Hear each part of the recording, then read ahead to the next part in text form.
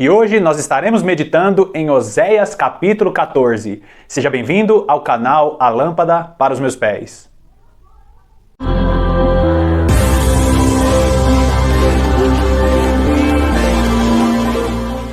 É muito importante que você faça a leitura de todo o capítulo 14 antes de iniciar essa meditação aqui. Combinado? Então vamos lá. Oséias capítulo 14, a partir do versículo 1, que diz assim: Converte-te, ó Israel, ao Senhor, teu Deus, porque pelos teus pecados tens caído. Primeiro, eu quero colocar em destaque essa palavrinha aqui, converte-te. Você vai encontrar em outras versões a palavra voltar ou retornar. No original hebraico, esta palavra aqui que está escrita converte-te também significa voltar, retornar.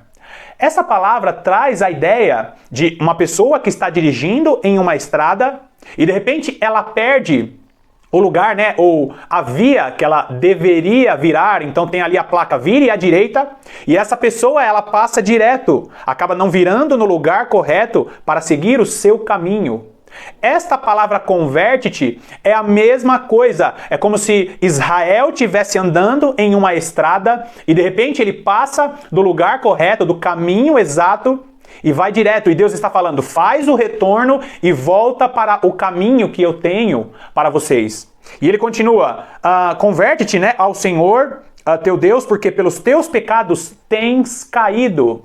Essas duas palavrinhas, tens caído, elas também têm o significado, no original hebraico, cambalear, andar tropegante. Esse tens caído não fala de uma pessoa que de repente tropeça. Está falando a respeito de uma queda progressiva. Sabe quando a pessoa ela está indo firme nos caminhos do Senhor, todo dia participa dos cultos, tem ali um ministério na igreja, tem ali um grupo de oração, e aos pouquinhos ela começa a abandonar o grupo de oração. Ela ia 2, 3 vezes à igreja, assistia aos vídeos no YouTube sobre a palavra do Senhor, e aos pouquinhos ela foi abandonando. É uma pessoa que ela não cai de repente, ela vai caindo aos pouquinhos. E aqui Deus está falando para o povo de Israel, vocês estão caindo aos pouquinhos até chegar à derrocada total. O diabo ele é muito paciente e ele vai te fazendo cair aos pouquinhos. E nós precisamos estar atentos a essa situação. Agora, versículo 2 diz assim, Tomai convosco palavras e convertei-vos ao Senhor, dize-lhe, expulsa toda a iniquidade, recebe o bem, e daremos como bezerros os sacrifícios dos nossos lábios. Aqui nos mostra 3 pilares que vai nos fazer continuar andando com Deus. Nós conseguimos encontrar nesse versículo 2 esses 3 pilares. Presta atenção nisso. Primeiro ele fala, tomai convosco palavras e convertei-vos ao Senhor. Aqui nós encontramos o primeiro pilar, que é o pilar do arrependimento. Se você sabe que Jesus Cristo é Senhor e Salvador de sua vida, a primeira atitude que Deus espera de você é uma conversão genuína. Lembra que eu falei da questão da estrada? Você está caminhando na estrada, de repente viu que perdeu aquela rua que você deveria ter virado e você se converte. Você volta e se arrepende do caminho que você estava seguindo. O primeiro pilar para nós andarmos com Deus dentro deste versículo 2 é o pilar do arrependimento. Se você está preso em algum pecado, se você está cativo em algum erro, algo que desagrada ao Senhor, algo que é contrário à palavra de Deus, para andar com Deus você precisa se arrepender. Ainda dentro desse versículo 2 nós encontramos o segundo pilar, que é o pilar de tirar da sua vida aquilo que desagrada a Deus. Presta bastante atenção no que eu vou dizer. Você se arrepende e logo em seguida você tira da sua vida aquilo que desagrada ao Senhor. Olha a continuação do versículo, ele diz, expulsa toda a iniquidade, aí recebe o bem.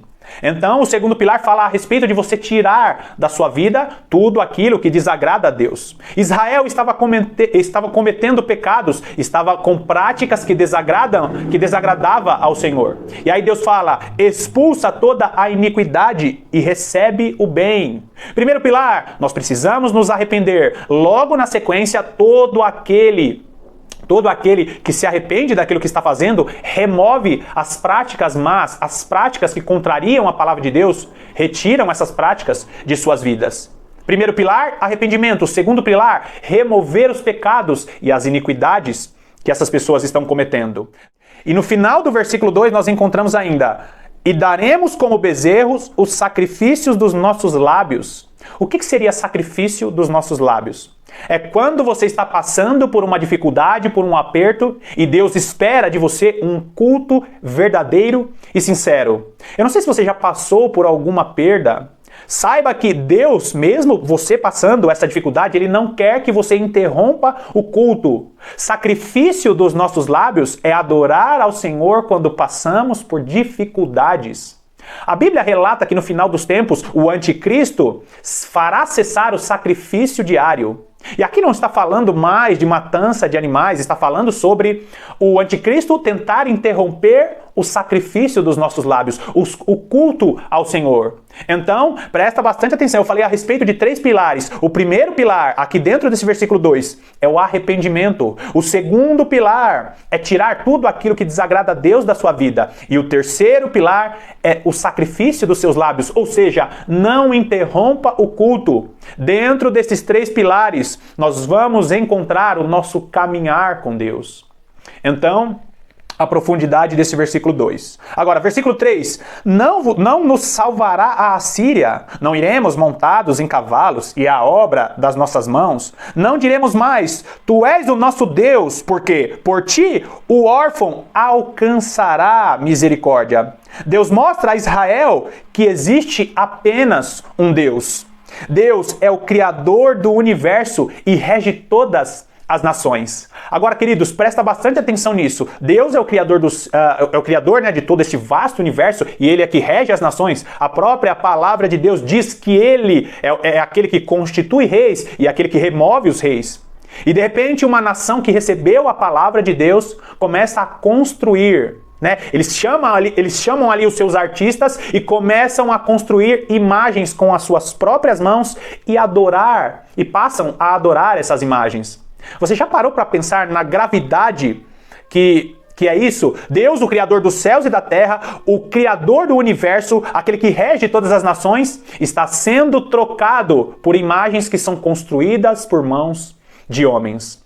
Existe idolatria nos dias de hoje, sim, mas não está tão claro e evidente porque as pessoas não só adoram imagens, mas estão adorando pessoas e adorando materiais, adorando aí as obras do trabalho de suas mãos. Então nós precisamos estar atento a essas coisas. Agora o versículo 4 diz assim: eu sararei a sua perversão, eu voluntariamente os amarei, porque a minha ira se apartou deles. Olha só uma segunda versão que diz, uma outra versão desse mesmo versículo, diz assim: curarei a sua infidelidade, eu de mim mesmo os amarei, porque a minha ira se apartou deles. Ele fala sobre sarar a perversão e fala sobre amar voluntariamente. Sabe o que isso significa? Sarar a perversão e amar voluntariamente significa amar o mundo de tal maneira ao ponto de dar o seu Filho unigênito, para que todo aquele que crer neste Filho não pereça, mas tenha a vida eterna. Deus está anunciando aqui que enviaria o seu Filho para sarar a nação de Israel e, consequentemente, sarar todos aqueles que recebessem Jesus Cristo como Senhor e Salvador de suas vidas. Aqui está falando sobre sarar o povo, sarar o mundo da perversão do pecado e trazer essas pessoas de novo para junto de Deus. Agora, versículo 5. Eu serei para Israel como orvalho. Ele florescerá como o lírio e espalhará as suas raízes. Aqui também é aquele momento em que o profeta Oséias está falando especificamente para a nação de Israel e de repente Deus vira a chave e começa a falar a respeito de coisas futuras. Primeira coisa, eu serei para Israel. Queridos, o profeta Oséias está falando especificamente para o reino do norte. Eu sempre falo em todos os vídeos aqui, Israel é a mesma coisa de falar para Efraim, é a mesma coisa de falar para Samaria. Ele está falando com o reino do norte. E quando ele fala como um orvalho, ele está falando a respeito de uma pequena chuva. Orvalho significa uma espécie de chuva leve, fina, miudinha. Nós conseguimos ver o orvalho na folha, né, de uma simples árvore. Se você pegar ali num lugar que cai aquelas gotículas do orvalho e você reparar bem naquela folha, você vai perceber ali pequenas gotículas. Quando o texto fala que eu serei para Israel como orvalho, ele está falando a respeito das gotinhas das chuvas que cairiam. Eu já falei aqui a respeito das chuvas. É o Espírito Santo sendo derramado sobre Israel. Agora, para não ficar confuso na sua cabeça, presta atenção. Eu acabei de falar que o profeta Oséias está falando para o reino do norte. O reino do norte seria ali acometido pela Assíria e seria reunido e misturado entre as nações gentílicas. Dali sairia o povo gentil. Queridos, quando Deus usa o profeta Oséias para falar de Israel, ele está falando sobre nós, os gentios. E ele está dizendo, eu serei para os gentios como orvalho, e ele florescerá como o lírio e espalhará as suas raízes como o Líbano. Essas gotinhas são o Espírito Santo nos gentios.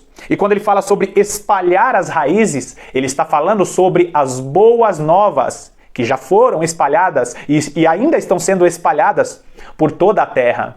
Essas raízes sendo espalhadas é a verdade da palavra de Deus, porque todos nós em Cristo Jesus fazemos parte de apenas um reino. Então, o profeta Oséias, usando aqui, né, a linguagem das chuvas, eu já falei aqui sobre as chuvas do Senhor, também está usando a linguagem da agricultura ali, né, dessa questão florestal, e ele florescerá como o lírio e espalhará as suas raízes. O Espírito Santo desce como orvalho, a igreja recebe essa unção e começa a pregar as boas novas,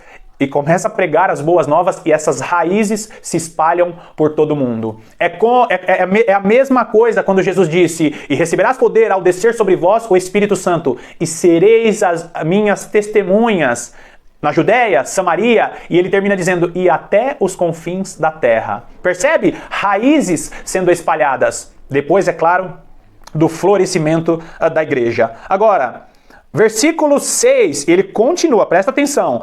Estender-se-ão as suas vergônteas, ou estender-se-ão os seus ramos. Essa palavra é diferente, né? Vergônteas também significa ramos. Ele diz, estender-se-ão os seus ramos, e a sua glória será como a da oliveira, o seu odor, ou seja, o seu cheiro, como o do Líbano.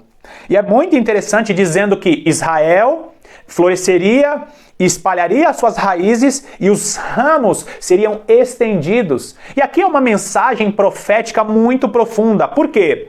Porque o apóstolo Paulo, em Romanos capítulo 11, nos versículos 17 e 18, ele fala a respeito dos ramos que foram estendidos. Presta atenção aí. Romanos capítulo 11, os versículos 17 e 18. Diz assim, e se algum dos ramos foram quebrados, e tu, sendo zambujeiro, fostes enxertado em lugar deles e feito participante da raiz e da seiva e da oliveira. Não te glories contra os ramos, e se contra eles te gloriares, não és tu que sustentas a raiz, mas a raiz a ti. Aqui o apóstolo Paulo está falando a respeito da raiz, ou seja, de onde surgiu os princípios da palavra de Deus, de onde surgiu ali a promessa do nascimento do Messias, de Israel. Então tudo aquilo que Deus ensinou para Israel faz parte da raiz, a estrutura, o alicerce que Deus produziu. E quando ele fala a respeito dos ramos que foram enxertados, enxerto aqui fala sobre cortar algo, inserir, enxertar, transplantar. É como se Deus pegasse uma grande árvore que foi Israel e enxertar-se, né? Ele fizesse uma operação nessa árvore e encaixasse os gentios para que fizéssemos parte do Israel de Deus. Então ele diz, estender-se-ão os seus ramos e a sua glória será como a da oliveira e o seu odor como o do Líbano. Então Israel é a raiz onde Deus iniciou o seu plano. E nós, os gentios, presta atenção nisso. O Israel está falando para os gentios. Esse Israel aqui no livro do profeta Oséias. Deus está falando, eu vou enxertar vocês E é lindo você ler o capítulo 11 todo de Romanos, que fala a respeito desse enxerto, né? O apóstolo Paulo está falando para os gentios convertidos: olha, não desrespeite Israel, porque nós fazemos parte agora de uma mesma árvore, nós fazemos parte da oliveira, nós fazemos parte da videira, vocês foram enxertados. Judeus e gentios fazem parte do Israel de Deus. Agora, versículo 7, voltarão os que se assentarem à sua sombra, serão vivificados como o trigo, que é a igreja, né? O trigo é a igreja. E florescerão como a vide, e a sua memória será como o vinho do Líbano. Nós aprendemos que o trigo é a igreja. Vai lá comigo em João, capítulo 12, dos versículos 20 ao 24. Presta atenção, João, capítulo 12, dos versículos 20 ao 24. Que diz assim: ora, alguns gregos, entre os que tinham subido a adorar no dia da festa, estes, pois, dirigiram-se a Filipe, que era de Betsaida, da Galiléia, e rogaram-lhes, dizendo: Senhor, queríamos ver a Jesus. Filipe foi dizê-lo a André, e então André e Filipe o disseram a Jesus. E Jesus lhe respondeu dizendo: é chegada a hora em que o Filho do Homem há de ser glorificado. Na verdade vos digo que se o grão de trigo caindo na terra não morrer, fica ele só, mas se morrer, dá muito fruto. E eu já falei aqui em capítulos anteriores a respeito do grão de trigo que cairia na terra para produzir muitos frutos. Jesus estava ali entre os seus discípulos e de repente chegam alguns gregos nas mesmas condições que nós estávamos. Gregos eram gentios e eles pedem para ver Jesus, só que Jesus fala para eles: não chegou ainda a hora, chegará a hora de ser glorificado o Filho do Homem. E se você ler esses 5 versículos do 20 ao 24, né, de João 12, parece até um diálogo estranho, mas com essa revelação de que você entende que Jesus Cristo é o grão de trigo, ele cai na terra para produzir muitos frutos, ou seja, para produzir muito trigo.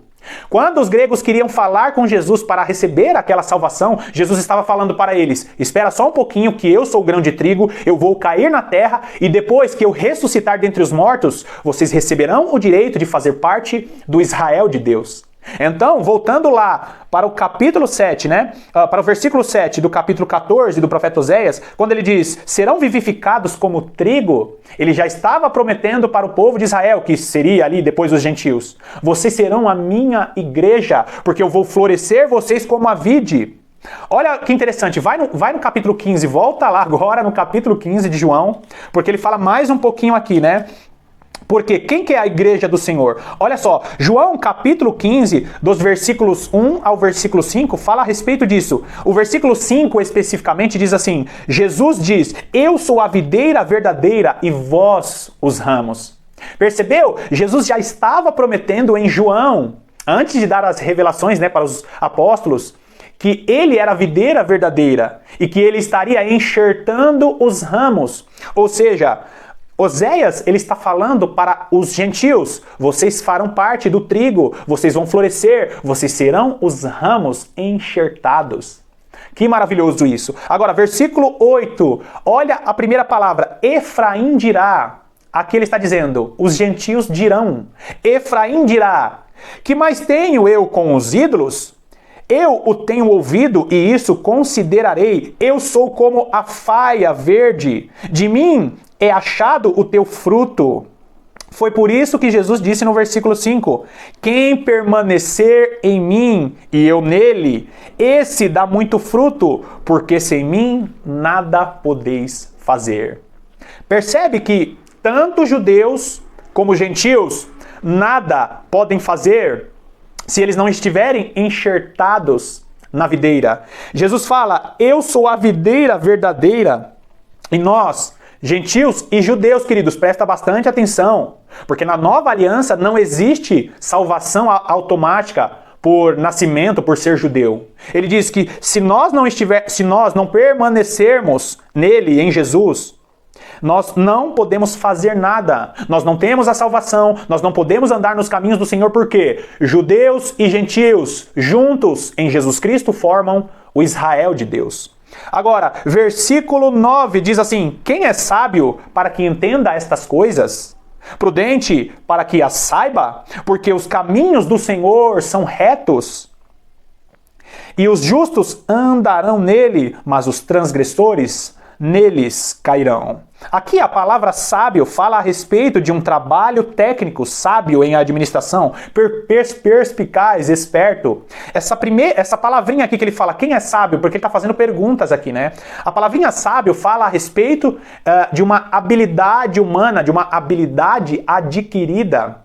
E nós precisamos prestar bastante atenção aqui, porque esta sabedoria, ela é uma sabedoria sim, dada por Deus, mas ela tem a ver com pessoas que se esforçam para obter esta sabedoria. É como se Deus estivesse perguntando para nós: quem vai se interessar pela minha palavra? Quem vai se dedicar no estudo das Sagradas Escrituras para compreender essas figuras que eu estou mostrando através dos meus profetas?